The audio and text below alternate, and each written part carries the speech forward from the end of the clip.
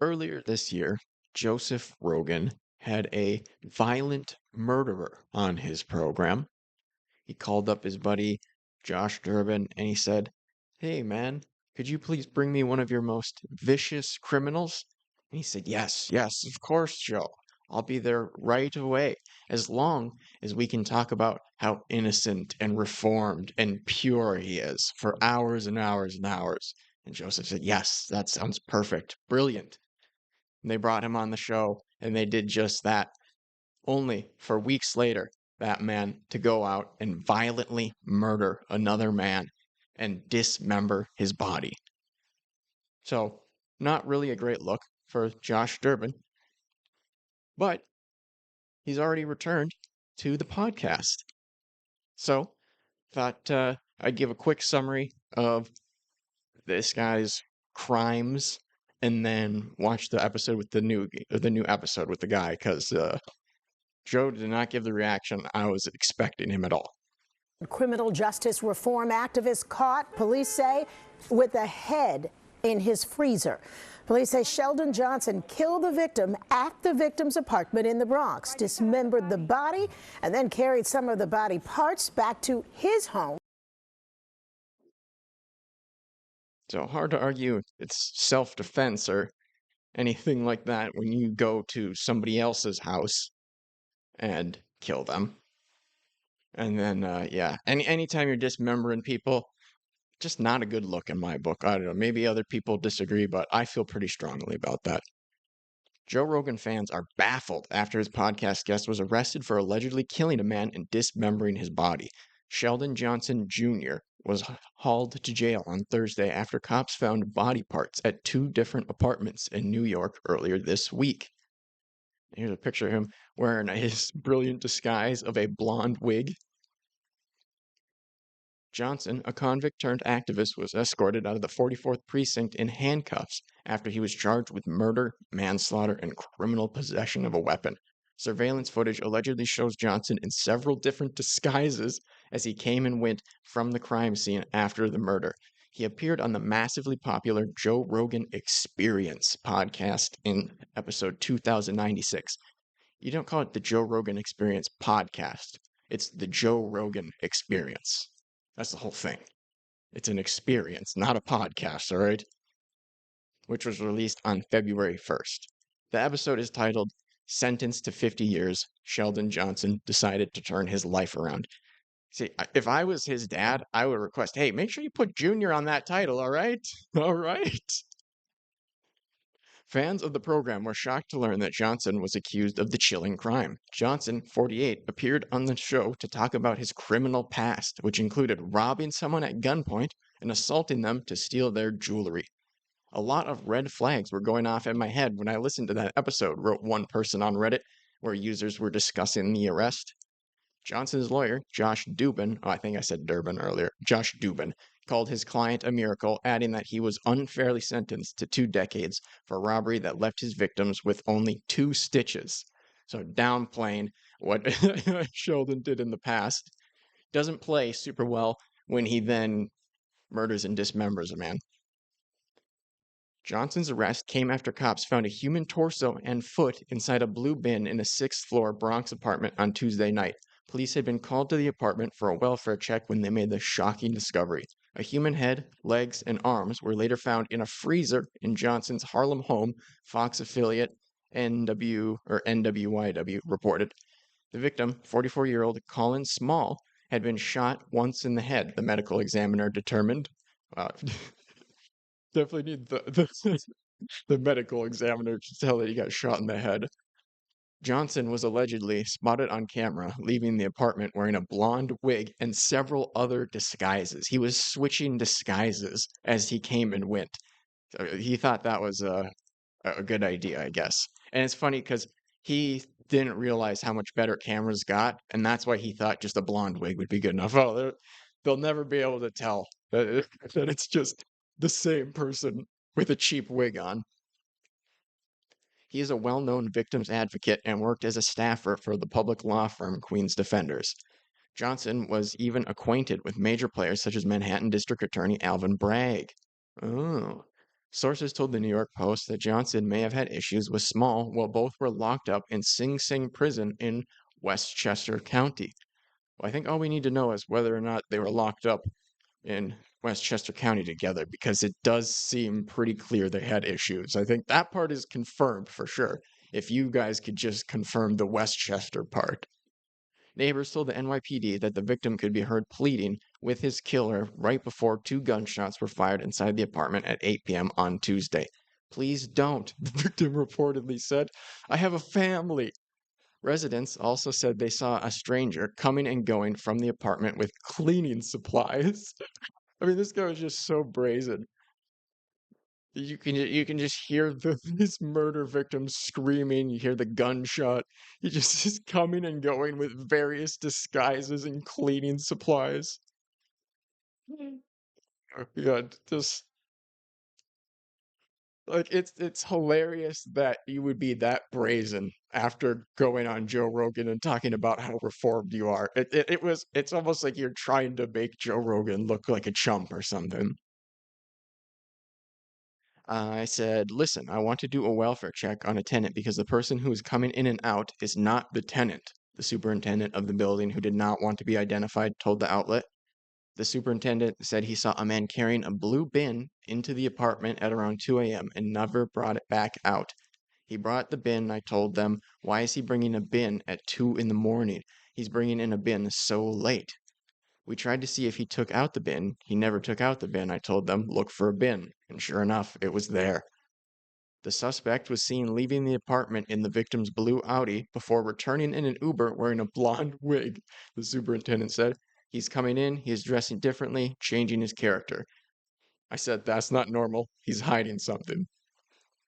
Okay, so this is the type of superintendent you need, that notices it's not normal to change disguises as you come and go.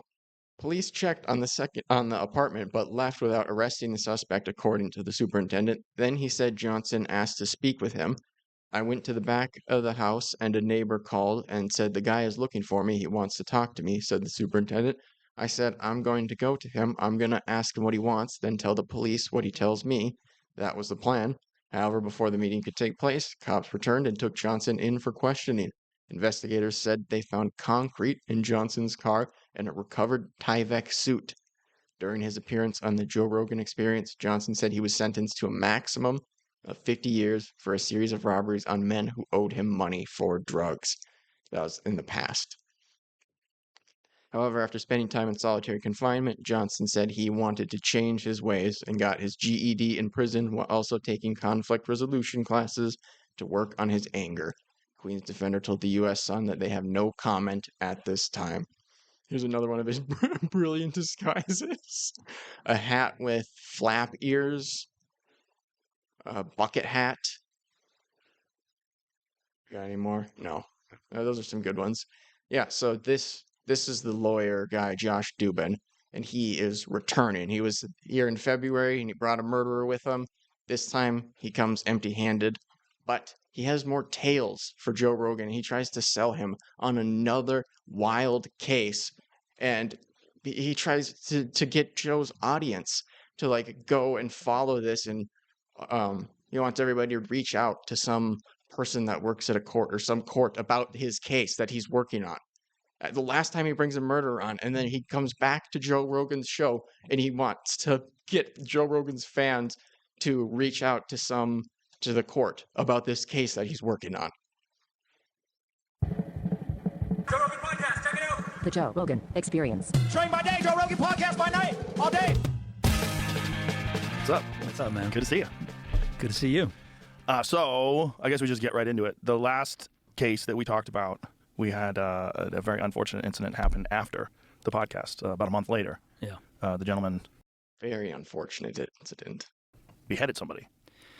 Allegedly, yes.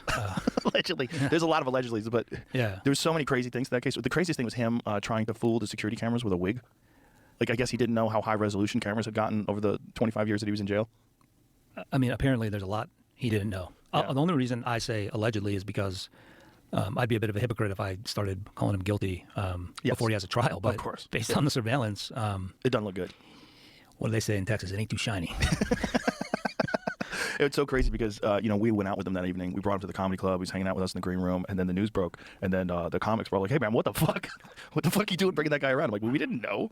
I mean, Yeah, what the hell, Joe? You said he was chill. Man was most definitely not chill. Who could have known he was going to do that other than him? Who could? Oh, yeah, they say that a couple times. Who could have possibly known? The judge originally sentenced him to life. It was like 2 50-year sentences or something like that. Right? And the guy's like 40 anyway, so 50 years is going to be enough, or he's going to spend life in prison, all right?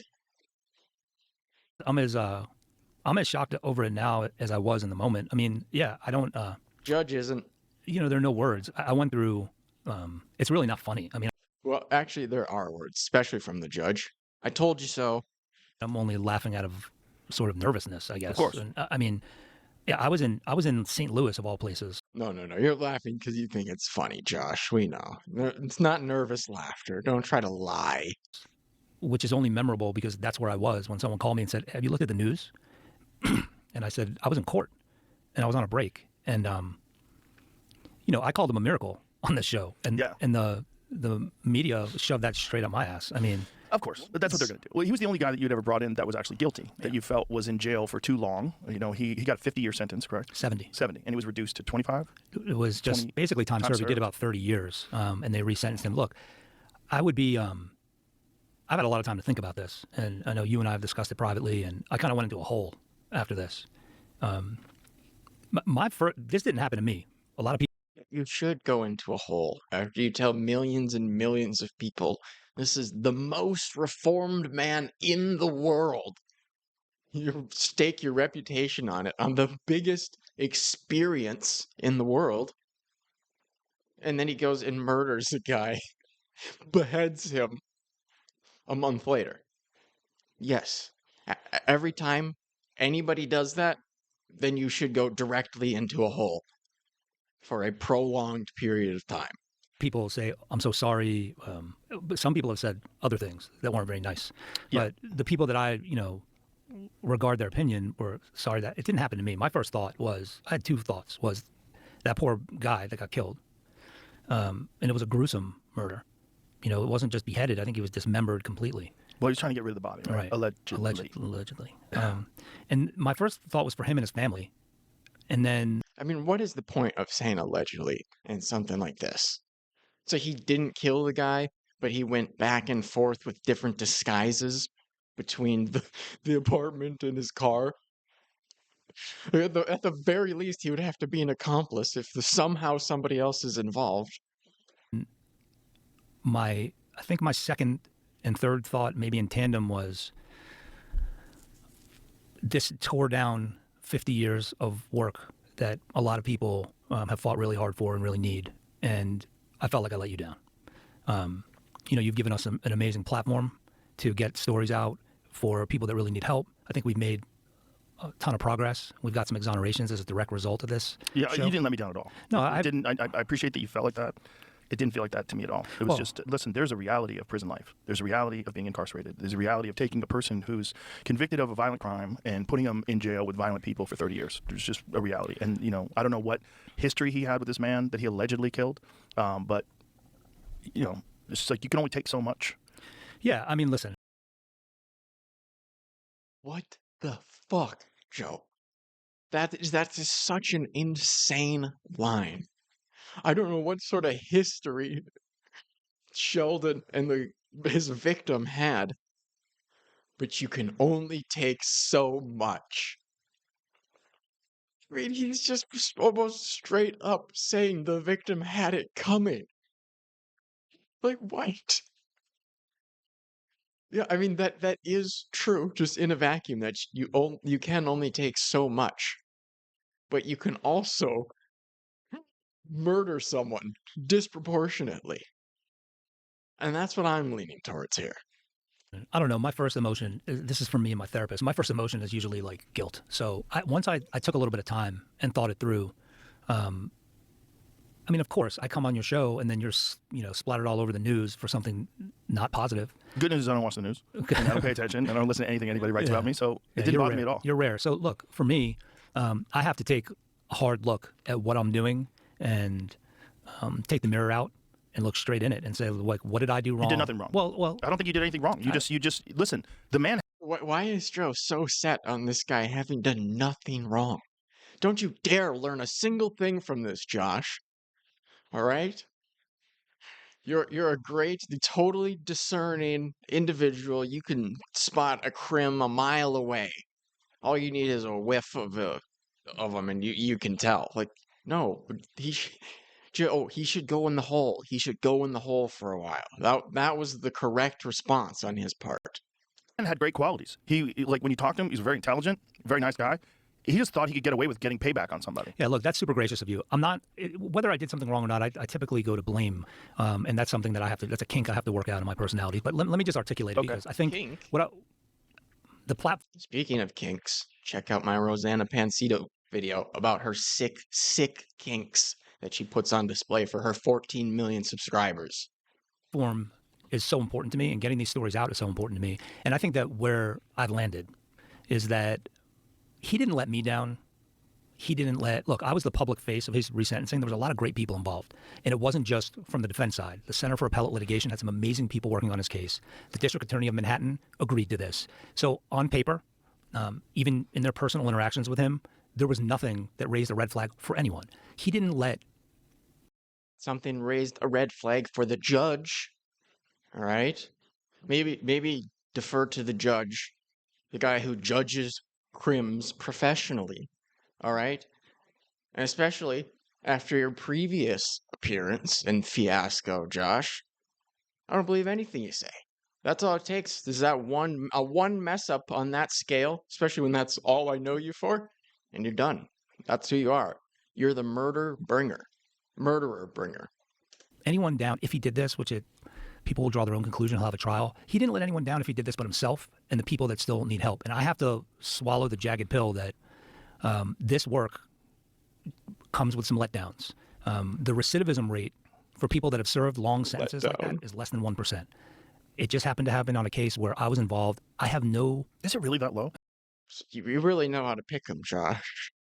You had 1 in 100 odds of picking a guy who was going to do a murder, and you won. Nice. Yeah. Wow. Yeah. If you look at exonerations, resentencings of people that have been incarcerated for more than 20 years, it's that low. And the harsh reality is that if you put someone on a public platform and they then do what he supposedly did, it's going to make headlines. I realized something, though, that, look, no one could have imagined what's in the dark recesses of that man's soul, whether it's, his group home upbringing and abuse, the prison experience. It's not to make an excuse. He did it. If he did it, if he's convicted and he did it, that's on him. What I'm guilty of is giving a guy a second chance. And I'm and glazing him to millions. Why am I reluctant to say this? I can't apologize for giving someone a second chance and then, they squander it. All I can do is say, what could I have done better? I mean, I have a deep understanding, I think, of what incarceration means. I mean, I read this book. I always get his name confused. Is it Henry Jack Abbott or Jack Henry Abbott? It's called In the Belly of the Beast when I was in college. And it's a series of letters that this inmate wrote to Norman Mailer. It's a fascinating book. And about what incarceration does to somebody from the standpoint of the practical day-to-day, from the deep psychosis inducing confinement and everything else. And 2 days before the book was released and it was reviewed by the New York Times, the guy snapped and killed someone in the East Village.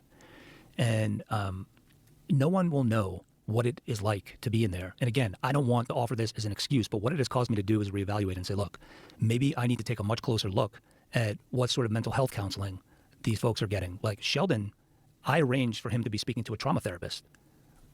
Should I have been on him more to be going to those appointments? Maybe. Maybe. I mean, it went just about as catastrophically as it possibly could. I think you can just say, yes, yep, you should have done that. That's an easy one. Did the man who murdered and behead someone maybe need some counseling or therapy? Maybe. That's as far as I'm willing to go. It's a soft maybe. Like, yes, yes. Even if it doesn't work, like, you have to try that. Once you murder someone and spend decades in prison, probably should just try it. Even if it doesn't do anything, probably worth a shot. Just maybe, yeah, maybe there was something I could have done. What was the circumstances with the guy that he allegedly killed? I don't know if I'm doing it just because I'm distancing myself from it subconsciously, but I don't know all the circumstances. But apparently, this was someone he knew from childhood and from in prison. I've heard rumors and stories about the guy threatened his son to. He slashed Sheldon when they were in prison. I don't know if you remember, Sheldon had this big gash across his face. But I don't know, and I frankly don't want to know at this point because someone lost their life, and that I think unfortunately for my mental health, I just wear that. For his mental health, he doesn't want to know. It would fuck with him too much. It's like in Deal or No Deal, the one with all the suitcases, and you get to the end. If you get all the way to the end without taking the deal, and you choose, do you want to take the deal that the banker has? Do you want to take your case, or do you want to take the last case that's left that you didn't go with? And no matter what you do, they show you the other case. So if you get screwed and you end up only leaving with like $500, then they'll open the other one that has the $1 million prize, and you have to see it and face that you that you messed that up. You have all the details and the numbers to how badly you messed up. And Josh doesn't want that stuff. If I felt even remotely responsible for that, which I do, and I can be at peace with it, but I didn't cause that death, and I don't, I can take some responsibility for it in the sense that what could I do going forward, whether it's people that are being exonerated for crimes they didn't commit, or if it's people. Stop telling judges they're wrong and freeing bad guys.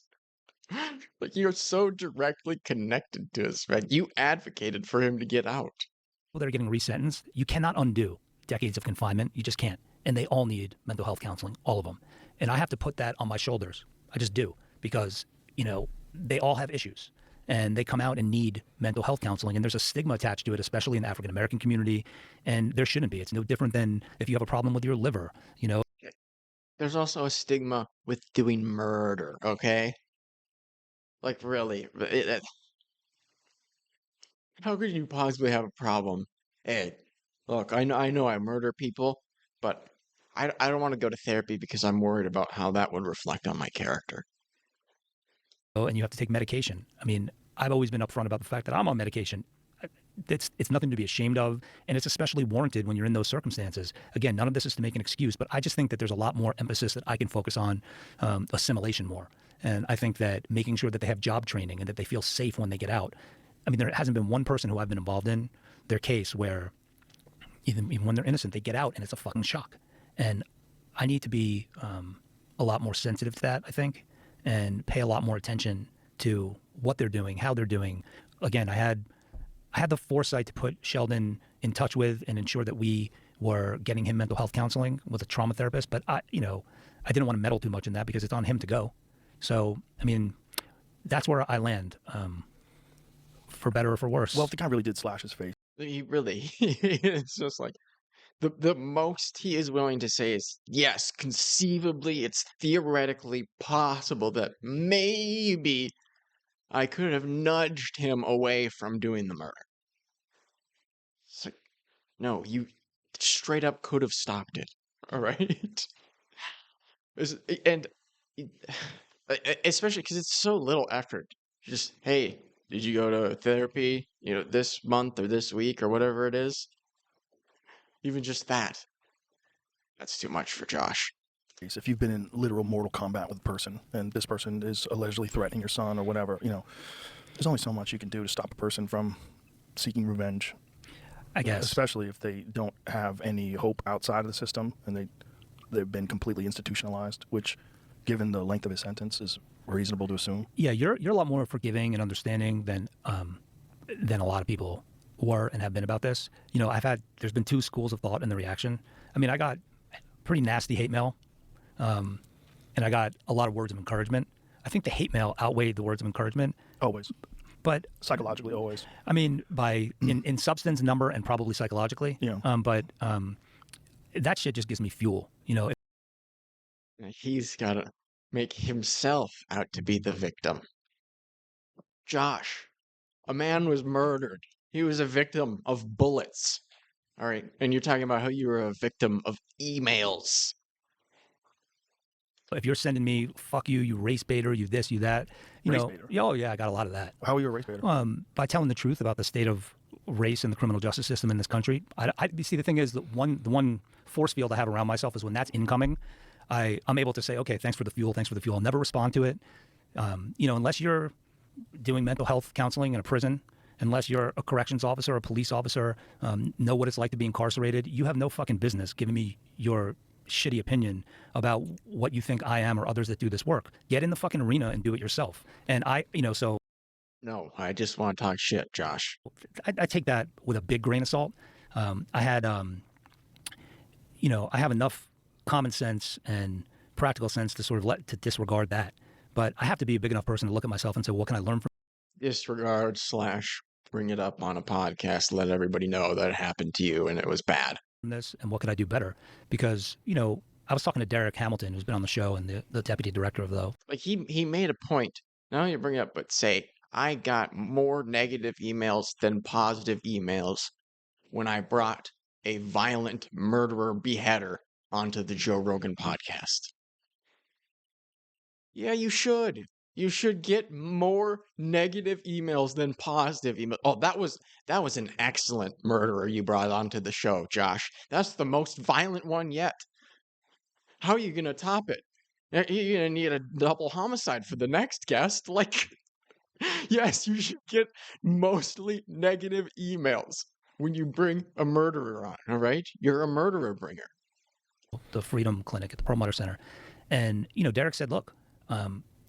Mental health counseling when I was incarcerated was something that was like, it flew in the face of the us versus them mentality. I didn't think they could help me. And I didn't want the help. I was mad, and there was a stigma attached to it that I was soft if I did it. I didn't want people inside knowing.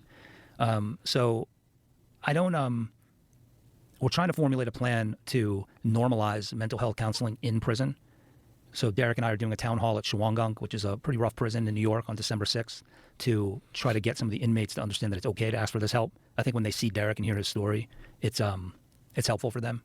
So I'm going to say something that's going to sound pretty controversial, but I think one of the conversations that I've had repeatedly, I had it with JD Vance, I've had it with quite a few people, is psychedelic therapy for veterans.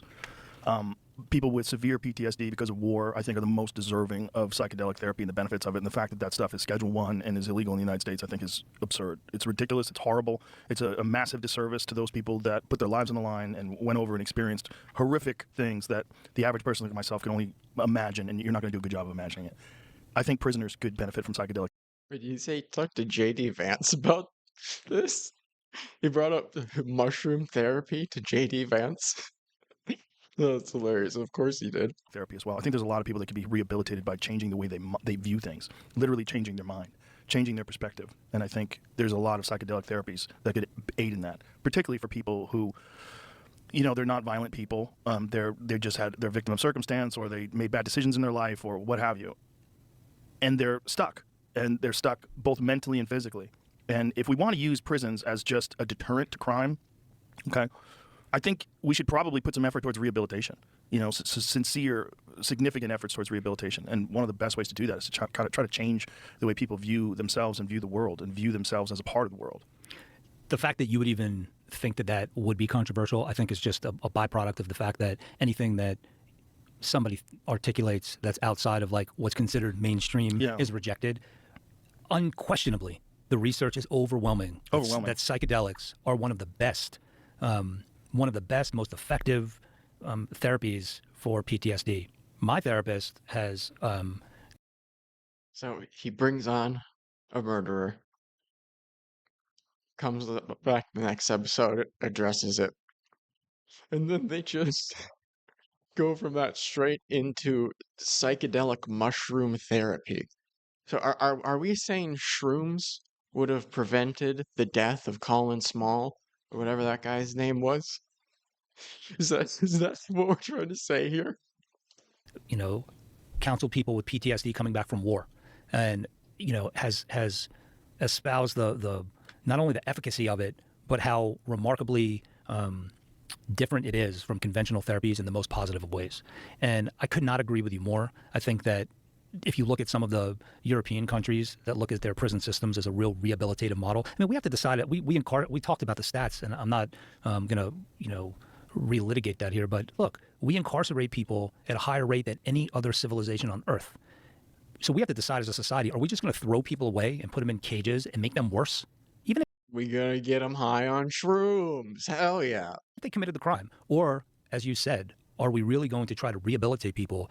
Because some people are getting out no matter what, whether they have people like me involved and other great people that do this work, but they're going to get out. Do you want them out like they were just an animal let out of a cage, or do you want them out where rehabilitation is a cornerstone of their incarceration? Right. And it just doesn't happen in our criminal justice system. Well, there's a bizarre attitude in this country that we shouldn't do anything to make their life better while they're in there, and that something like psychedelic therapy is like that it's a luxury, that it's something they don't deserve, that it's something that should be reserved for good people, or that there's some like it's for people that are like fucking off, and the others that do drugs, that whole mentality. Sure, yeah, there's that too. So yeah, I mean, you talk about like looking up at the mountain and saying, can I scale it?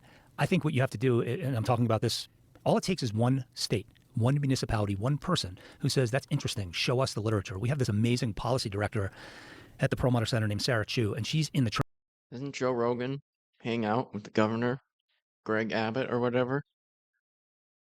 Why aren't you peer pressuring him, Joe? You should be peer pressuring the governor to make drugs legal. trenches, having these arguments, having these fights, trying to get forensic labs, ensuring that they have the proper training, accreditation, so that they're not introducing, various forms of junk science. All it takes is just the effort going forward to try to start pushing that boulder uphill, or else, again, this goes to,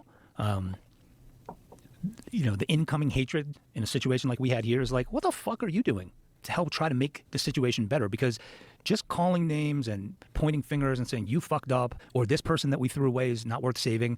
Listen, everybody has made some mistake that they wish other people didn't know about, and it's. But does everybody's mistake result in a violent murder? I'd say for most people, probably not. Most people probably don't even make a mistake that results in somebody's death. But their murder, that's a pretty big one. It's not a. That's not just a whoopsie. Like you just, everybody makes mistakes. Tomato, tomato. You win some, you lose some. Sometimes it goes well, sometimes somebody gets murdered. Not always homicide, obviously, but a lot of people have done something that, but for the grace of God, go I, right? Where if somebody was looking, if law enforcement was looking, it could be you that was there. And would you want a second chance? Would you want redemption? Would you want the help to overcome whatever demons? And I just think why psychedelics aren't, looked at. Ketamine, the little bit that I did going through a dark time, it almost snapped me in a different direction. Yeah. Wait, a dark time from the mean comments? Or a long time ago? I hope he he did ketamine to recover from the Joe Rogan hate comments. That's my preferred narrative. And I mean, you urged me onto it. I mean, you were the one that said you should really think about this. And my therapist urged me onto it. And I think, so I know that the literature is there. It's just we have to get past this whole, it's so weird that you mentioned that. I was talking to a guy on the plane on the way down who was telling. Anyway, just go more stories. That's not really about the crimes and the criminals. What? So he comes on and he does this apology. Oh, I brought on him, or actually not even really apology. It's just excuses for the most part. That's really what that was. Downplaying and excuses, and everybody lets a murderer on their show or brings a murderer onto their friend's show. It's water off a duck's back, right, Joe? Right, Josh? Yeah. We've investigated ourselves and found no wrongdoing. But so now, Josh, He's like, oh, well, I wasn't able to bring a murderer on for you today, Joe, but don't worry. I can still try to sell you and the audience on one through audio. And I want to tell you the rest of the story about the Ohio 4. So this guy, J.D. Tomlinson, is the prosecuting attorney in Lorain. He's under indictment right now. He's got 2 months left. Like I said, he now knows, according to him, what it's like to be wrongfully accused of a crime. So watch this. You have these 4 guys who, so again, it's Al Cleveland, Lenworth Edwards, John Edwards, Benson Davis. Yeah, you got to light up for this one. So Joe's getting high. Is it why we're getting full names for this story as if we're gonna follow that? It's like, bro, maybe give me their first names, but I'm not gonna remember 4 full names for this story. I told you, William Avery Sr. goes in, tries to get the reward money. They tell him, fuck off. Brings his son in the next day. They say to him, no dice. Then he comes back and says, okay, Al Cleveland told me he committed the murder. Comes time for their trials to begin, and they're going to all be tried separately. And William Avery Jr. gives this account of how this murder happened. And he says that he watches this woman, Marsha Blakely, get beat for 15 to 20 minutes inside of her apartment, and that, you know, the reason this woman gets beat is because Al Cleveland wanted him to work off a debt and beat her up, and he said no. So then these 4 men bust in the door, and this is how the crime occurs. It comes time for the first trial of these 4 men. And William Avery Jr. shows up as the prosecution's star witness, and he says, I want $10,000 to testify. You gave me 2, I want 10,000. And the prosecutors say, we're not giving it to you. And he says, then I'm not testifying. The judge throws him in jail. He's in jail. He is cooling his heels, as they say. And he says, you know, Cooling his heels? Do they say that? Maybe they do. I don't know that I've ever heard cooling his heels. I just heard cooling off. I made this whole thing up, and I did it for the money. And no one believes him. And the judge says, what are you talking about? You're going to get on the stand and testify. He says, no, I'm not. And now he's facing potential perjury charges. The judge declares a mistrial. He then comes back with a new story to the prosecutors and says he witnessed the beating, he witnessed other details of the crime. He then goes on to testify at all 4 of their trials. After the first mistrial, they all get convicted. So if you're a little bit confused as to what's going on, it's like, this seems like a mess. Yes, it does. I agree. It seems like a mess. And this guy that keeps telling lies and stuff, why are we supposed to trust him we're supposed to take your word on which narrative of his to believe? This is a big old mess, and the guy has changed his story. But after bringing a murderer onto Joe's show, now he just wants us to take his word for it, that he knows which one's the truth, when the guy was telling the truth. He then fully recants of his own volition, says he got off drugs, says he wants to straighten out his life. He's in the process of cooperating with the FBI and the Secret Service. Now, these exhibits are sitting in this folder. You go to Twitter, it's Free the Ohio 4. George just blows a cloud in his face. Free the Ohio 4. There it is. And if you just click on that URL. One person's following? So he got a Twitter ready that he made for this to show up on Joe Rogan's show, sent it to Jamie ahead of time, it looks like, so that he could have it ready here. So he brings a murderer on last episode. This episode, a brief fake apology excuse session. And now he's saying, go follow this Twitter for my new case that you guys should all totally believe me and trust me on. Even though this story that I'm telling you is a big convoluted mess, and I'm telling you to believe a liar. This guy has lied. No matter what, either he's gonna tell a lie now, his new story, or he was lying before. Well, 0 followers? There was a reason, because I didn't put it up until right before the episode. I want to be the first person to follow it. So he literally waited to put this up to come on Joe Rogan and shill this. And I don't understand why. Like, I'll go back a little bit so you can see this. I don't understand why Joe has such a lax attitude about this. Like, I'm not saying you have to rip the guy a new one or anything like that, but at the very least, be a little bit slower to trust the guy's judgment on these crimes. There it is. And if you just click on that Only URL. one person's following? Well, Zero followers? There was a reason because I didn't put it up until right before the episode I today. want to be the first person to follow it. So I'm gonna get on right now. I'm going to make sure to follow it. The first person to follow it. if you click on that, it will I'm going to be the first person to follow it. He's excited. He can't wait to get on this new bandwagon of let's vindicate these crims. bring you to a folder with this 40-page submission that I put in today and references to all of the exhibits. So here, this is my first page. And so then he wants you to go to the Twitter where he has a 40-page document. As if people are going to do that, all right? The Joe Rogan fans might listen to a 3-hour podcast. They are not reading 40 pages, all right? At the trials of Al Monday, that was his. So they're just going to have to take your word for it on this, all right? That's what you're really depending on here. That realistically, that's what you're expecting, is people to just believe you, because you know they're not going to read this 40-page document. Pseudonym. Al Cleveland's pseudonym. At the trials of Al Monday and those charged with him, I testified under oath that I was an eyewitness to Alfred Cleveland, who I knew as Monday, along with other people I knew as J.R. Will and Shaquem, who was John Edwards, beat Marsha Blakely at Floyd Epps' apartment and then murder her behind Charlie's bar in Lorraine. All of this was a lie. I never witnessed the murder of Marsha Blakely, was not with her or Al Cleveland the night she was murdered. I only done it for the money, and everything was not true. The entire case was built on this man. There's no forensic evidence, no eyewitnesses, nothing. So this is not to be believed. What was the reason why they thought this woman and that other man were murdered? They didn't know. They had no theory.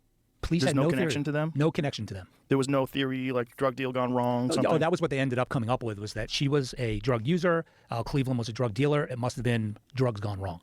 So something involving drugs gone wrong. So William Avery Jr. is, after they get convicted, is working as an informant for the FBI and the Secret Service. Now, prior to this case, maybe this is how obtuse I am, I thought that the Secret Service's purview. Don't you dare call yourself obtuse, Josh. Don't talk down on yourself like that. Was the president. You're the king of the crims. But apparently they have other investigative functions because he was working on some food stamp scheme as an informant. The Secret Service tells the FBI, and the testimony is in that exhibit file, the Secret Service tells the FBI, this guy, William Avery Jr., he's not to be trusted. He's lying to us, and he's lying to us for money. They contact the prosecutor. The FBI calls the prosecutor in Lorain County and says, this guy, William Avery Jr., you used him as an informant in that case against these four men. He's a liar, and he does this for money. So they end up getting Al Cleveland's lawyers, John Edwards. But you want us to believe his story now. Even though you're saying this, we're just, now that he said that was a lie, we're supposed to believe that. Why? Like, I'm not saying either way with the case. I have no clue, no idea. And I don't even care to take a stance. I don't care about this case. But it's ridiculous. It's ridiculous to come on and rep this guy like this and act like we're supposed to take him seriously. And obviously these aren't accurate. Like, there's no way for these, dislike extensions to actually read this, but you can at the very least tell that lots of people disliked this. We don't know the exact numbers or anything, but pretty much every YouTube video from a creator with a following gets like 95, 99% likes, and this one clearly did not. So people are not on board with Josh's new crims.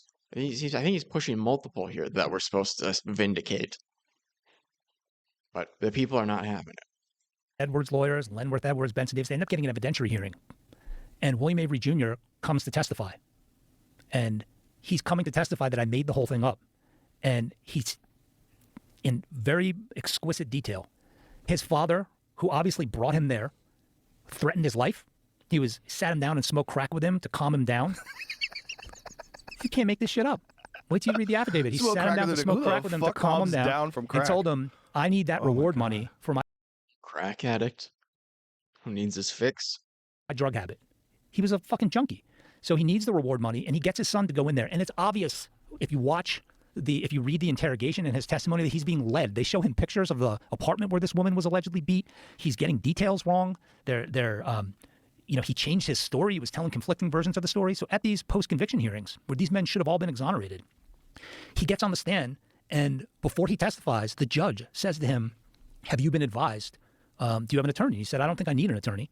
And he tells William Avery Jr., well, you need an attorney. We're going to appoint you an attorney because you're about to perjure yourself, because you either did one of two things. You either lied and that put 4 men in prison, or you're about to lie now to set them free. Either way, you've lied under oath. Think about the mind fuck of this. So this guy is coming to clear his conscience, and the judge threatens him with prosecution. So he gets an appointed attorney, and they go and ask the prosecutor, will you give him immunity so he can tell the truth? They say no. His defense attorney asks the judge, Why should he get immunity? Right? If I'm to believe you, he lied to put 4 people in prison. If he did that, he should not get immunity. He should get punished for that. And if not, if he's now lying to clear their names, or he's trying to get 4 guys, 4 criminals out of prison, well, he should get in trouble for that. Why should this guy get immunity? will you give him immunity so he can tell the truth? And the judge says no. Oh, God. And they tell him, we're going to charge you with perjury if you tell the truth.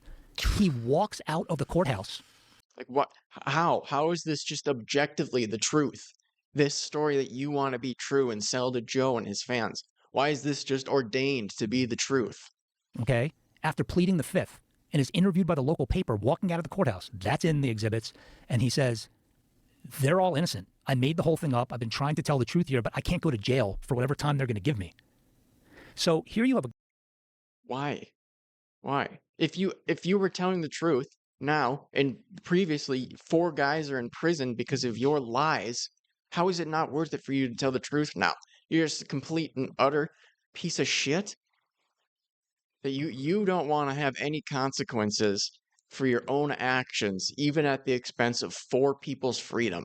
And we're supposed to be sympathetic for this. Like, oh yeah, give them immunity. Give them immunity. Why? Why give them anything other than time in the slammer? guy that is the son of a known junkie. He has been, the prosecutors in Lorain County have been told by the FBI that he's not reliable, that he makes things up just to get money. He's been caught in lie after lie after lie, and now he comes and wants to tell the truth and set these men. Like, listen to this. Listen to this. Have been told by the FBI that he's not reliable, that he makes things up just to get money. He's been caught in lie after lie after lie, and now he comes and wants to tell the truth. But the FBI says he's a liar. The CIA says he's a liar. Saudi Arabia, Russia all say he's a liar. And now he came to tell the truth to us. So let's listen up, guys. I mean, are you kidding me? How does this not sound ridiculous to him as he's saying it? Set these men free. And the crazy, and this judge puts him in this situation where he can't tell the truth or else he's going to get prosecuted. This is what happens in this country. This is the kind of thing that, and these 4 men, 2 of them are out, 2 of them are serving. Yeah, criminals lie and fuck each other over. Yes, that does happen every day. Life sentences. Al Cleveland's wife, Roberta Cleveland, saw this DA and he said he was going to do the right thing. He knew that the case was problematic. And now, because he's worried about his own indictment, he's not responding. So what we're asking for is your listeners to go through and read this very detailed submission that I've made along with the Ohio Innocence Project, the Ohio... So he straight up says he wants the listeners, the podcast listeners, notorious, dedicated, hard workers for their information. Go and read this 40-page document about this. Public defenders and a great attorney by the name of Kim Corral, who you actually had a good laugh over one time, oddly enough, because she was at the White House when Kanye West was there. And she was like apparently like standing over him smiling, and you were like, look at this fucking girl. She just thinks that like, how the fuck did I get here? She told me about it this morning. Did she feel that way? Like, how the fuck did I get here? She probably did. She's super cool. I spoke to her this morning. She's a badass. And she was like, I've never met him, but he seems awesome. And he did have a good laugh at my expense when Kanye was in the White House. So yeah, there she is. That's her. Do you remember this? Kinda. Oh, it's so funny. But she's Kanye in the White House. I forgot that. She's awesome. But so we're asking your listeners to go and read the exhibits. Imagine if Trump just would have accepted the VP role for Kanye. So just that, what a better timeline that would have been, right? And Trump could have ran for president again after 8 years of Kanye. It would have been perfect. Read the submission. And then I have a contact page. Call J.D. Tomlinson. Write him a letter. Look, These four men. Okay, yeah. So he wants the podcast listeners to go and read this 40-page document and then reach out to this guy here. They're putting his contact info on the millions and millions of views experience. Like, tell him, go reach out to this guy. Go reach out to him and tell him that Josh Dubin is right. Like, how insane to do this after you are an official murderer bringer. Thank you, Jamie. These four men certainly were drug dealers. Al Cleveland, we've established Al Cleveland's alibi. John Edwards' alibi. Check this shit out. His alibi witness was Damon John from Shark Tank. He testified at his fucking trial at post-conviction hearings. Damon John back then was a hard... Is that supposed to mean... Oh, one of the Shark Tank guys said he's good? I like, that means nothing to me. What? Scrabble New Yorker. He was doing whatever he could to grind out. This is before FUBU. And he was friends with Al Cleveland, and Al needed to have a TV moved, and Damon had like a gypsy cab service, a car service in New York. You lived in New York, right? You remember what it was like? You call a cab service? Yeah. A car service. And he was with Al Cleveland the day of these murders. Al Cleveland saw his probation officer the day after the murders. People saw him all over New York when the murders happened. John Edwards was with his girlfriend's family throughout the night, from like 10 at night till 3 in the morning. His girlfriend was pissed off at him because he was flirting with some girl in the bar. So these guys have alibis. There is no question. They had absolutely nothing to do with this crime. This woman, Marsha Blakely, was murdered, right? Here's one of the strangest... There's no question. He says there's no question. But with Sheldon, we still say allegedly. Like, come on. It's just absurd. Facts in this case. She is seen all over town. All over town. At the time they claimed that this guy, William Avery, originally claimed she was murdered. She's seen by family members, friends. She's looking for crack. She's walking down the street way after this guy claims it happened. How was she murdered? Throat was cut, and she was run over by a car. All right, so we talked about tunnel vision before, and when the police think they have the guy, they had a problem on their hands. They couldn't solve the crime, and they have these guys that are drug dealers in the area. So they become easy marks for this. There's a blade sitting in a diagram found right next to Marsha Blakely's body. They never tested it for DNA. They never collected it. They never tested it. It was at a time when DNA was the early 90s. DNA was around. Her roommate, Raymond Epps, is found a mile or two down the road with his throat slit and run over. Same thing. Same thing. No one's been charged. No one's been charged. It's an unsolved case as of this day. Why? Because they pinned it on these other guys. Because they pinned it on these guys, and this guy, William Avery Jr., only came in with information about one of the murders. The cases were so clearly connected that the medical examiner pointed it out. These people were killed in the same way. Why there isn't an outrage, a fucking outrage about this case is beyond me. When I got this... Well, it doesn't help that you completely sullied your reputation and nobody's gonna rally behind your charge to vindicate any crim ever again, I wouldn't think, right? I mean, you would have to spend a lot of time repairing your reputation, in particular with the Joe Rogan crowd. Millions of people, that's all we know you for being a murderer bringer. Case, I said, there is no way what you're telling me is true. That this guy has come and wants to clear his conscience and tells you exactly what happened, and the FBI told the prosecutors that he's a liar, and these guys are still, 2 of them are still serving life sentences, and when you have to live stamped as a murderer, even in the free world, Al Cleveland is out and he's suffering. I mean, I had to listen to his wife heaving. She couldn't get a hold of herself because she went down to J.D. Tomlinson's office and said, "You told me you were going to help." And he said, "I can't now. I'm sorry, I've been indicted. The last time I exonerated someone, look what they did to me," because he exonerated someone else and his political opponents attacked him. Human beings, we sometimes get in our own way because of outside forces, what we think other people are going to say. Think J.D. Tomlinson's been voted out. He's been wrongfully accused of a crime. It's time for him to say, you know what, I'm going to do the right thing. All I ask is actually a meeting with him. I want to meet with you between now and December 31st. Let me lay everything out for you as I have. This guy is just totally opportunistic. He wants to he wants to get on Joe Rogan and use Joe Rogan so he can get in with some other guy. He's just a schmoozer. In this submission, he's now going to have it in his hands.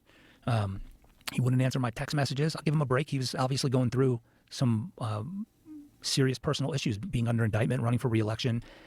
This is an easy thing. This is just doing the right thing.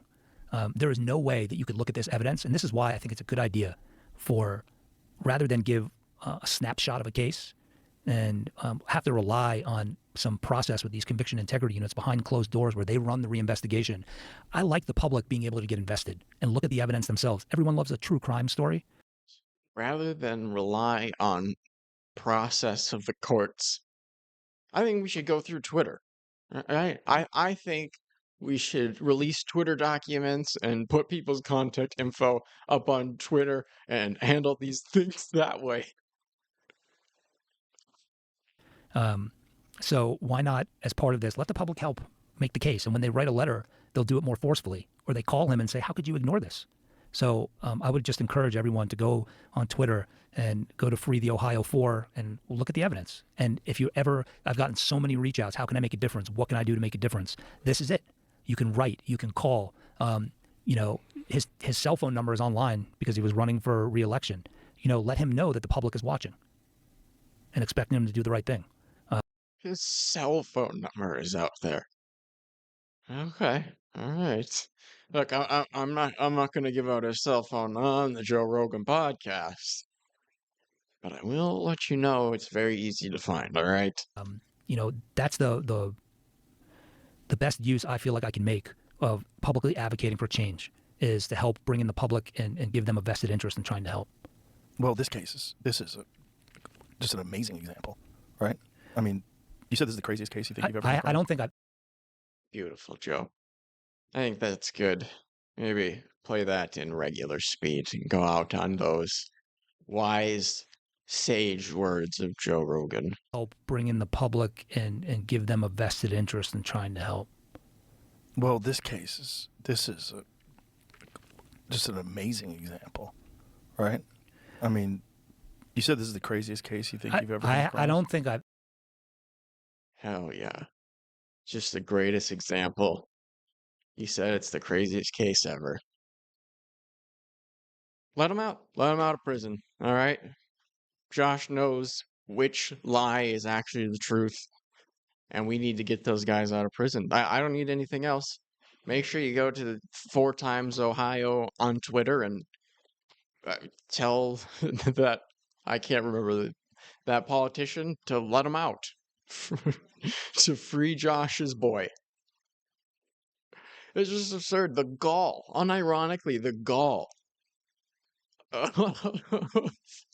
Bringing a murderer on one appearance, and then the next appearance, you just have another cause. And you want people to take your word for it, that your interpretation is correct, and read some 40... You know, nobody is reading 40 pages, all right? People... If stuff is more than like a paragraph or two, people will say too long, didn't read, all right? 40 pages, that's not going to work. And then based off of that, 40 pages, so really just your word, because we know they're not going to read that, you want them to contact this politician and say, Josh is right, he knows what he's talking about, get these men out of prison. It's just absurd. Truly, the gall is just absurd. I cannot imagine being so disrespectful on Joe Rogan's Experience. I mean, I don't even like Joe, or I don't feel any type of way about Joe, really. I very rarely watch his show or anything. But when he brings a murderer on, or the murder bringer returns, maybe it's worth tuning in. And yeah, I'm amazed at how gentle Joe Rogan was with this guy, and just entirely, completely forgiving. Doesn't think, maybe slow down on believing this guy. He's like, no, I want to be the first follower on this new account for your new cause, Josh. Nuts. I mean, what adult? Why would you do that? Why would you fall in line behind this guy right away again? What does he have to, what could he possibly do that would shake your faith in him? Like, would he actually need to bring on some guy that does a double homicide now? Or like a school shooter? How?